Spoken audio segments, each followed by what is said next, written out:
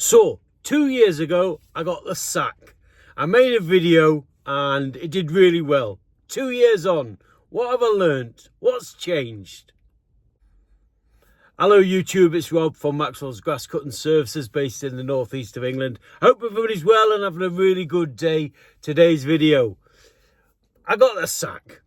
If you watch my channel, easy for me to say, you'll have seen that video. It's my most successful video. And I told the story of, I went to a customer's house and it was a fortnightly grass cut and they kept putting weed and feed on the lawn every week. They kept putting loads of water on the lawn. It was growing like that. And I ended up saying to them, I can't maintain this lawn on a fortnightly basis anymore. I said, it's ruining it. I said, we're taking it from a foot to sort of 2 or 3 inches. It needs to be on a weekly basis. They didn't like it and told me to sling me hook, more or less. So I made a video of it and it did really well. Now, I watched that video a few days ago. 17 minutes of me talking, and I should have watched the video every season, because not only do I tell the story about how I lost a customer, and I call them mother-in-law customers, bear with me, I tell you, the audience, and myself, how I'm going to work smarter, keep me round, sort of closer to home, specialise in small and medium gardens. And it's took me another 2 years to work it out that it's no good talking about it. You've got to put your systems and processes into place. Now, what do I mean by mother-in-law customers? We've all got one. And this customer wasn't that type of customer, but they just didn't fit. And as a self-employed person, you're going to get that. Don't take it to heart. And I did, really. If you work for one big company and you get sacked, it's a massive thing, isn't it? You know, you lose your job, you lose your livelihood, and it's horrendous. But as a self-employed person who has multiple customers, you're not going to get all perfect customers. You're going to get your mother-in-law customers. My mother-in-law, oh, the last 23 years, she must have had hundreds of tradesmen through her house carrying out tasks. I've never heard her say a good word about any one of them, right? So if you turned up to her house to do a garden, I'm telling you, you could be the best gardener in the world and she ain't going to be happy, right? And eventually you're getting peddled. So don't worry about it. You know, even if they leave a negative review on Google, just reply in a very professional way and move on, because you've got to. Otherwise, you drive you nuts. And on that video, I'll put it in the link. I know other people go, it's up there, it's up there. I never know how to do that. But I'll stick it in the link. Have a look at it if you haven't seen it. Or if you haven't seen it for a while, just watch it. I did, and I wish I'd have learnt from that video more than I have, because I made a few mistakes over the last couple of seasons since then, and I haven't learned from them, but I'm going forward. I'm not taking on big customers. I'm not taking on big gardens, big maintenance garden. I'm keeping it simple. I'm keeping it tight. And if you do get sacked by somebody, it's their loss. If you're doing a professional job, you're turning up on time, you're working hard, you're doing your best, you're not going to please everybody all the time. I had a chap the other day ring me, and he says, straight away, I knew it was going to be a pain. Hello, Rob, it's Jimmy.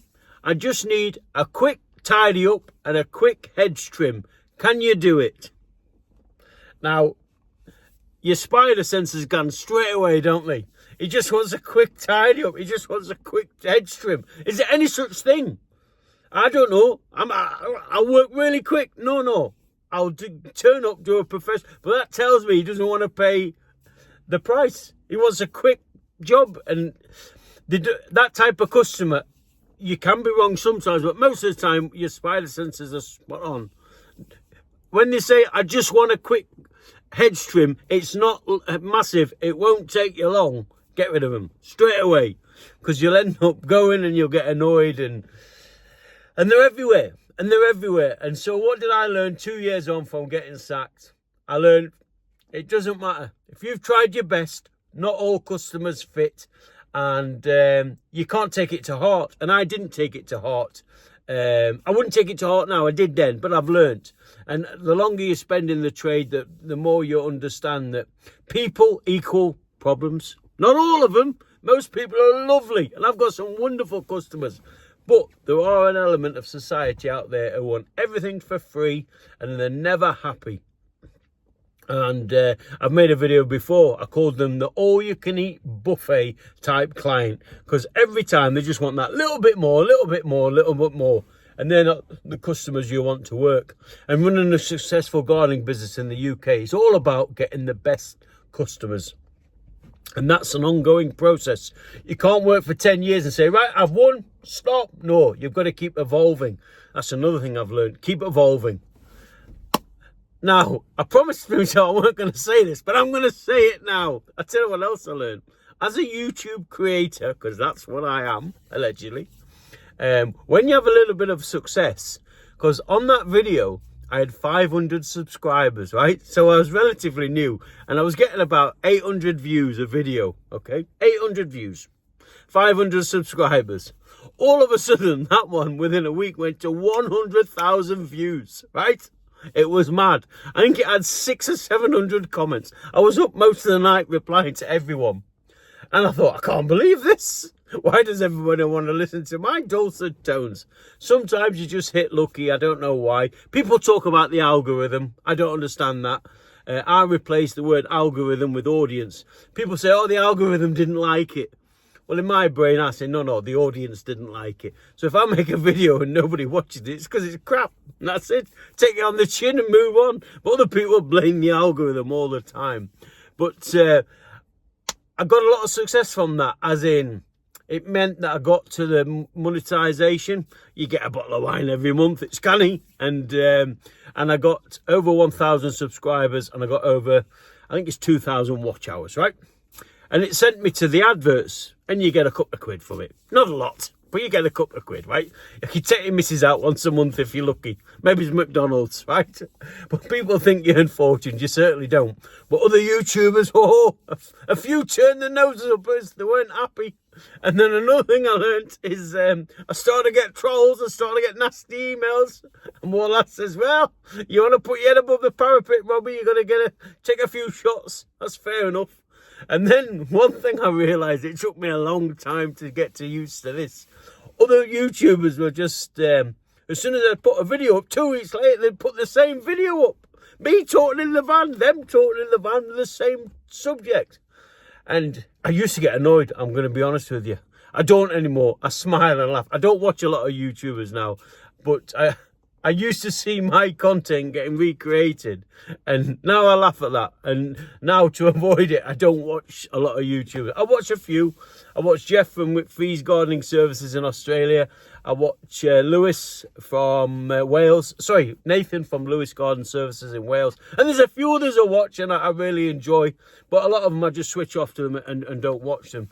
I watch a lot of the lawn care companies, and I'm going to be a bit contradicting here, because this summer and this spring I'm going to start doing a lot of lawn care content. I bought some equipment, and that's the side of the business I want to push forward, lawn care. And I've been working with the local greenkeeper, and taught me loads. Very grateful to him. And I've been doing a little bit over the last couple of years. As you know, I'm PA1, PA6 qualified, and I want to take that further forward into the future, and I'm going to share that with you on the journey. So yeah, you can't get upset being a YouTuber if somebody makes a video what you've already made. You should be proud that they've thought that subject matter is worth talking about, and that's the way I sort of go forward with dealing with it. And I do watch some channels, and they do a video a couple of weeks after I've released one. I think, well, fair enough, it must have been canny. But when I first started, I didn't. I thought, that's mine, don't you use it. But now I couldn't give a monkeys. Anybody can use anything they want, and it's a free world, isn't it? And we don't own any content, right? We don't. Does that make sense? Good. Anyway, that's me. I've waffled on for 9 minutes. Thanks very much for watching. Thanks for supporting the channel. Appreciate it. Yeah, it's freezing today, and I'm not earning any money today. We've had a couple of days this week doing a bit of a hedge clearance, Ian and I. But the next 2 days, it's -3, -4. The ground's frozen. So we're having a couple of what's called unbillable hours days, doing a bit of admin today and tomorrow. And I've got to say, I've got to give an apology. I was working with Ian beginning of the week, and he went, "Oh," I said to him, "Ian," I said, "do me a favour." I said, "That job we've got," I said, "some of the conifers are quite high. Would you bring the ladders up? My Hendon ladders might be a bit short." And he went, "Oh, you mean them rickety old decorators ladders?" And I went, "What?" He went, "On one of your videos, you said we had to use Ian's old rickety decorators ladders and they weren't safe. So I'm thinking about getting an 8-foot pair of Hendon ladders." He says, "Now you want me?" I did laugh. So I said, "Ian, I'll apologise to the YouTube community for slagging off your decorators B&Q ladders." I didn't know if they're B&Q ladders, but you know, they're just DIY ladders. I'll get sued by B&Q now, bloody hell. But I said, "Well, the name Hendon, they've not got the tripod legs." He says, "They do the job." Anyway, so Ian, I apologise. All right. Anyway, that's me today. Thanks very much for watching. Last thing, if you're sat at home as a UK gardener and you're not earning any money, just like myself today, don't worry about it, right? Don't get yourself down. Just dip into your winter money.